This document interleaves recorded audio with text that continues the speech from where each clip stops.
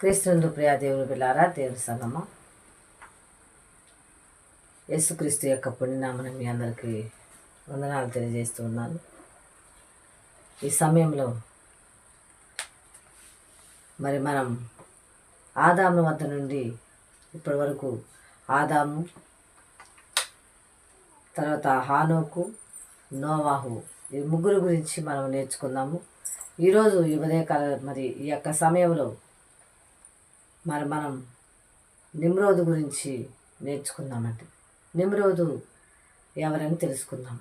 నిమ్రోదు యొక్క హాము నోవాకి ఇచ్చినటువంటి ముగ్గురు సంతానమైనటువంటి షేము, హాము, యాపేతు ముగ్గురు కుమారులు ఉన్నటువంటి యొక్క హాము కుమారులు హాము యొక్క వంశంలో నుంచి వచ్చినటువంటి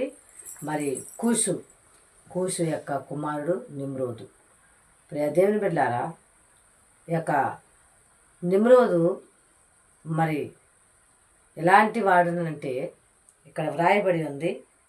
11వ అధ్యాయం, ఆదికాండం 11వ అధ్యాయంలో ఆయన ఎలాంటి వాడు అనేది మనము నేర్చుకుందామండి.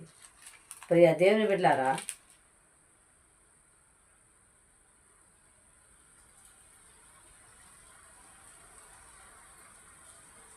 ఇక్కడ 10వ అధ్యాయము, ఆదికాండం 10వ అధ్యాయంలో చూసినట్లయితే ఇక్కడ ఆయన యొక్క నోవాహు యొక్క కుమారుల గురించి వ్రాయబడతా ఉంది. ఇక నోవాహు కుమారుల్లో ఆ యొక్క కుమారుడు హాము కుమారుడు కూషు, మిస్రాయిము, పూతు, కనాను అనువారు. కూషు కుమారుడు షెబా, హవీలా, సప్తా, రైమా, సప్తాక అనువారు. రాయమా కుమారుడు షేబ, దాదాను అనువారు. కూషు నిమ్రోదును కనెను. అతడు భూమి మీద పరాక్రమశాలి ఉండుటకు ఆరంభించెను. దేవుని బిడ్డలారా, నిమ్రోదు ఎలాంటి వాడు అంటే పరాక్రమశాలిగా ఉన్నాడని వాక్యం చెప్తా ఉన్నది. ఈ యొక్క పరాక్రమశాలిగా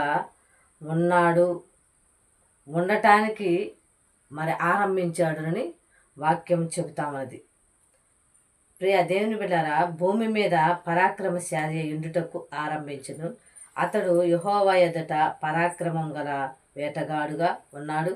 కాబట్టి యెహోవా ఎదుట పరాక్రమం గల వేటగాడైన నిమ్రోదు వలె అను లోకోక్తి కలదు. షీనార్ దేశం నుండి బాబేలు, ఇరుకు, అక్కదు, కల్ని అను పట్టణములో అతని రాజ్యమునకు మొదలు. అయితే దేవుని బిడ్డలారా, ఈ యొక్క నిమ్రోదు ఎలాంటి వాడుగా ఉన్నాడంటే అప్పుడు ఉన్నటువంటి పరిస్థితుల్లో ఆ ప్రజల మధ్య ఆయనే దేవుడుగా ఆయనే ఒక రాజుగా ఊహించుకొని బ్రతుకుతూ ఉన్నాడు. ఈ యొక్క నిమ్రోదు పరాక్రమశాలిని వ్రాయబడతా ఉంది. మరియు వేటగాడు, పరాక్రమ గల వేటగాడని వ్రాయబడతా ఉంది. దేవుని బిడ్డలారా, తన యొక్క పరాక్రమం, తన యొక్క ఆలోచన వీటన్నిటిని కూడా దేవుని యందు దేవునికి లోబడినట్టుగా కనపడట్లేదండి.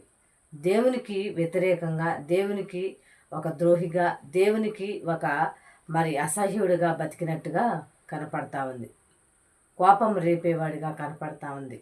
దేవుని బిడ్డలారా, ఇక్కడ నిమ్రోదు తనకున్నటువంటి బలాన్ని, తనకున్నటువంటి పరాక్రమాన్ని దేవుని ఎదుట దేవునికి ఉపయోగపడలేదండి. దేవుని బిడ్డారా, ఇక్కడ ఏం చేశాడంటే నిమ్రోదు ప్రజలందరినీ కూడా కూడగట్టాడు. హాము, యాపేతు, షేము వీరందరూ కూడా 3 దిక్కులు వెళ్ళి ప్రపంచవ్యాప్తంగా వాళ్ళు అక్కడికి వెళ్ళి అభివృద్ధి పొందుతున్నప్పుడు, విస్తరిస్తున్నప్పుడు ఇతనేం చేశాడంటే ఈ యొక్క నిమ్రోదు వారందరినీ ఒకసాటికి ఒక దగ్గరికి తీసుకుని వచ్చి ఆ యొక్క వారందరితోటి ఒక మాట, వారందరూ కలిసి ఒక మాట మాట్లాడుతున్నారు. బాబేలు గోపురం ఒకటి కడతాం, ఆకాశం అంటున్నంతగా ఒక గోపురం కడదామని వారు నిర్ణయించినట్టుగా కనపడతా ఉంది.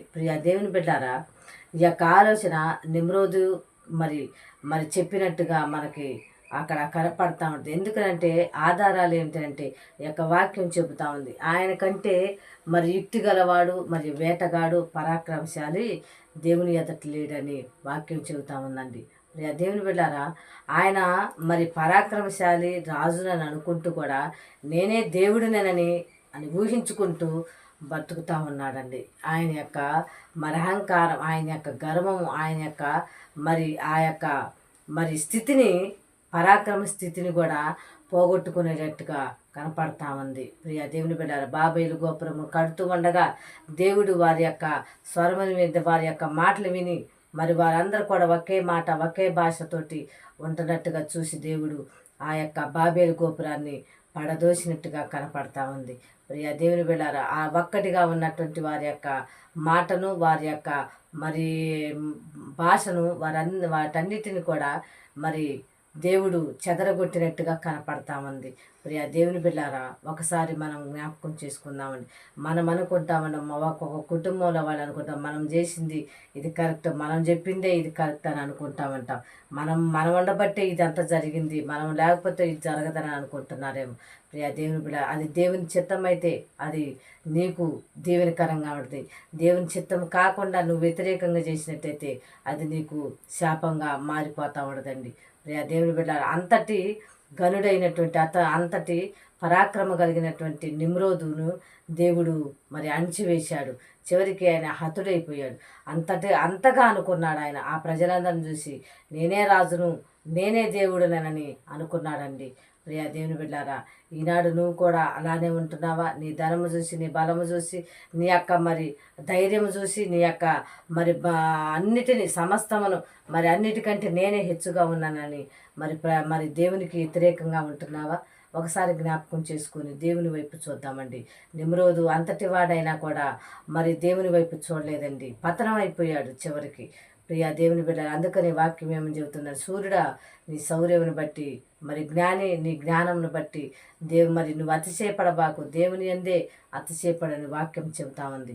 ప్రియ దేవుని బిడ్డ, మన జ్ఞానం ఎంత, మన యొక్క శౌర్యం ఎంత, మరి నిమ్రోదు వలె మీరు కూడా ఎవరైనా ఉన్నట్లయితే దేవుని యందు ఈనాడు ఇప్పుడు ఈ క్షణమందు మోకరించి ప్రార్థన చేసుకోండి. దేవా, నేను హెచ్చించబడటం అది నాకు తగ్గించుకోవటమేనయ్యా, నేను తగ్గించుకోవటం నువ్వు హెచ్చిస్తావని నువ్వు ప్రార్థన చేసినట్టయితే దేవుడు ఖచ్చితంగా నిన్ను హెచ్చిస్తాడండి. ప్రియ దేవుని బిడ్డారా, కాబట్టి మనం అందరం కూడా దేవుని ఎడల భయభక్తులు కలిగి నిమ్రోదు వలె కాకుండా మరి మనకు నడిపించినటువంటి పితరులు నోవాహు దేవుని యొక్క మాటను మరి లోబడ్డాడు, దేవుని యొక్క మాటకు లోబడ్డాడు, చూడని సంగతులను చూసి మరి ధన్యుడయ్యాడు.